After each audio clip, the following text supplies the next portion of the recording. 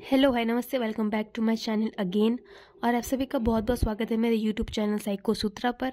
Psychopathology की playlist चल रही है जिसमें हमने 3 टाइप के सिम्टम्स के बारे में यानी सिम्टोमोलॉजी का टॉपिक चल रहा है, जिसमें हमने मोटर कर लिया, ठीक है, यानी कॉग्निटिव कर लिया यानी मेंटल सिम्टम्स। और आज हम करने वाले हैं abnormalities of the effective process, effective symptoms, ठीक है, इमोशनल सिम्टम्स की बात करेंगे आज। इमोशनल होते क्या है, ठीक है, इमोशनल रिएक्शंस क्या होते हैं। इट इज एन इनरेशनल, ठीक है, irrational excessive increase in emotional reaction. जब एक सडन बहुत ही ज़्यादा बढ़ोती होती है ना हमारे इमोशन में, भावनाओं में, रिएक्शंस में, कॉन्शियसली भी एंड अनकॉन्शियसली भी, तो ये सबसे बढ़िया, ठीक है, सबसे बढ़िया एक सिम्टम माना जाता है मेंटल डिसऑर्डर होने का या मेंटल इलनेस या मेंटल एनी डिस्टर्बेंस होने का। जैसे कि एंजाइटी होगी, elation, depression, apathy, anger and fear. चलिए एक एक करके इनकी बात करते हैं। अच्छा, ये जो हम बुक रेफर कर रहे हैं वो है एबनॉर्मल साइकोलॉजी बाय एस.के. मंगल, ठीक है। टेलीग्राम ग्रुप का लिंक कमेंट सेक्शन में पिंड है, उसमें ये दे रखा है, ठीक है। नोट्स की आपको चिंता करने की कोई ज़रूरत नहीं है। एक बार आप डिस्क्रिप्शन भी चेक कर लीजिएगा। प्लीज़ आप चैनल लाइक कर दीजिए, ठीक है, मेरा चैनल सब्सक्राइब कर दीजिए, शेयर कर दीजिए अपने दोस्तों के साथ ये वीडियो, ताकि उनको पहुँचे, उन तक ये इंफॉर्मेशनल वीडियो। लाइक कीजिए, कमेंट कीजिए, ठीक है। An irrational excessive increase in the emotional reactions affective experience, conscious and unconscious, form the outstanding symptoms for many mental disorders or illness.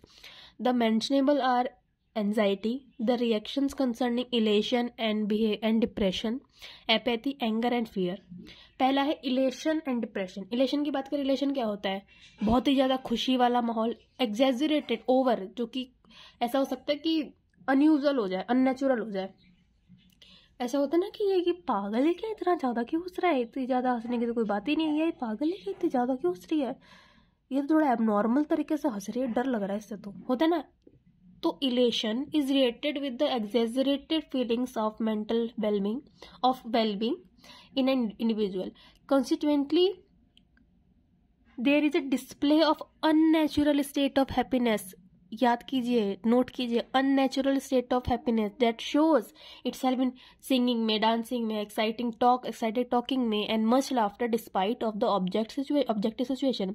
In euphoria we have extreme elation where one has no cares और worries and usually a mood to view the world through rose coloured glasses. Euphoria, खैर मुझे बताने की जरूरत नहीं है term, आजकल तो सबको पता है यूफोरिया के बारे में क्या है, ठीक है। डिप्रेशन की बात करें तो ये अपोजिट इलेशन से, ठीक है, बिल्कुल ही डिजेक्टेड एंड सैडनेस वाला स्टेट होता है। There is a morbid sadness and dejection and increase perception of physical pain and guilt consciousness.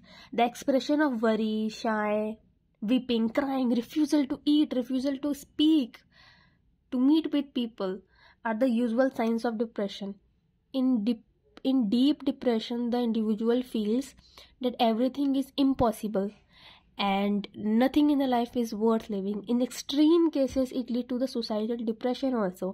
Thus, in elated mood of the individual feels fit and fine, but depression में वो gloomy और sick feel करता है. In some mental cases, there is an unusual fluctuation of the mood between elation and depression and vice versa.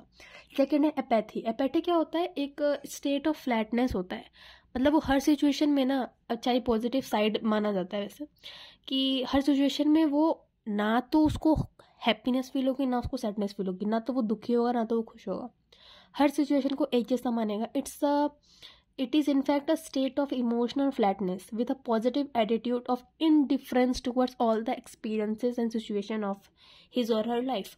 Thus, events that normally evoke anger, happiness, sadness, shame or sympathy have no effect upon the person affected by apathy. Anxiety क्या होती है भाई, ठीक है, पहली बात तो ये एक वार्निंग ऑफ साइन है, ठीक है, साइन ऑफ वार्न है कि बॉडी में कुछ हो रहा है, आपको ये पैनिक स्टेट भी करवाएगा, ठीक है, known as a panicking also, कि भाई कुछ होने वाला है। और इसके सिम्टम्स देगा, कैसे देगा साइंस?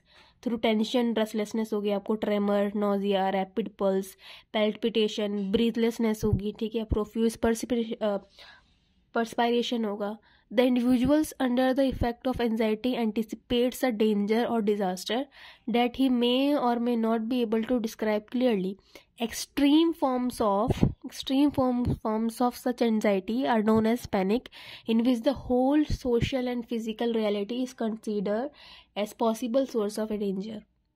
क्या हुआ इसका मतलब? एंजाइटी, ये एंजाइटी के जो सिम्टम्स है वो कैसे मार्क होते हैं कि आपको ब्रीथनेसेस होगा, एक्सेसिव टेंशन और बेचैनी जैसे आपको लगेगा, आपको उल्टी जैसा मन करेगा, सर दुखेगा, बहुत ही चेस्ट में अजीब सा फील होगा, ठीक है, हैवीनेस आपको फील हो सकती है, एक पैनिक स्टेट बनेगा, ठीक है। और ये ऐसा करता है कि जो भी सोशल और फिजिकल रियलिटी है ना वो आपको डर लगेगा उससे, ठीक है। डी है, ठीक है, फोर्थ है हमारा एंगर। एंगर क्या होता है? It's in the natural state, आप कितना थ्रेटन्ड हो, कितने डरे हुए हो और कितने गुस्से में हो एक स्टिमुलाई से जो भी आपके इन्वायरमेंट में है, ठीक है। वन में attempt to attack it with accompanying fear of anger.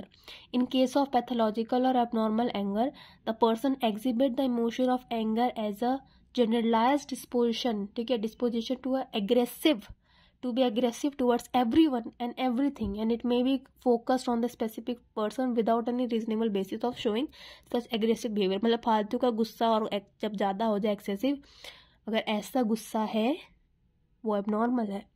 Fear, अब देखो फियर क्या होता है? पैथोलॉजिकल जो डर होता है, pathological fear is called phobia, is another symptoms of mental disorder and illness. आपने काफ़ी सारे फोबियाज के नाम सुनेंगे। फोबियाज होते क्या है?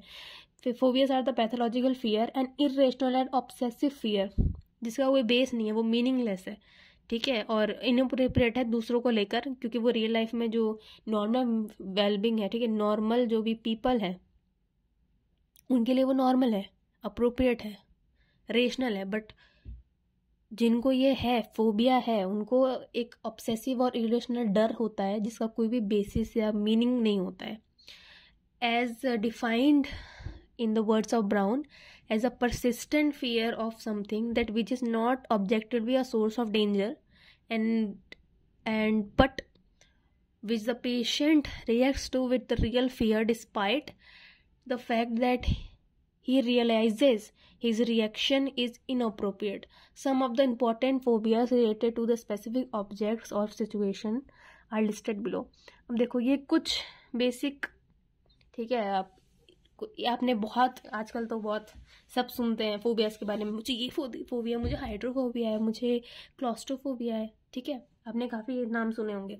चलिए देखते हैं, ज़्यादा सारे नाम याद नहीं करने, ठीक है, इसमें से 7-8 याद कर लो, वैसे ज़्यादा नहीं है, 10 है और 10 के 10 बहुत आसान है, ठीक है। Acrophobia, fear of high places, height. Claustrophobia, close place.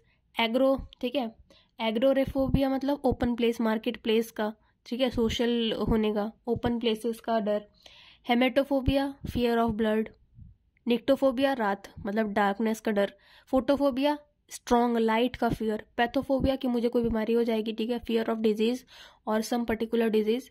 Zoophobia, एक पर्टिकुलर एनिमल हो सकता है या किसी भी जानवर, और extreme fear of animal I must say is called और is known as zoophobia. Hydrophobia मतलब पानी से डर, और toxophobia that fear of being poison कि मुझे कोई जहर दे देगा, ऐसा इतना भयंकर डर कि वो पानी भी ऐसे एकदम गंगा जल टाइप टेस्ट करके पीता है, ठीक है, वैसे। सो आई होप कि आपको ये लेक्चर अच्छे समझ में आया हो, काफ़ी सिंपल लैंग्वेज में मैंने समझाने में कोशिश की है। So please do like, comment and subscribe to my channel. काफ़ी सारे अच्छे अच्छे वीडियोस मैंने डाल रखे हैं अपने चैनल पे, लाइक आप देख रहे हैं उनके topics. So please do like, comment, share and subscribe to my channel. I hope you are doing well and you are all healthy and happy. So all the best for your future. Keep studying, keep learning. Thank you for watching. Thank you for supporting me. Thank you.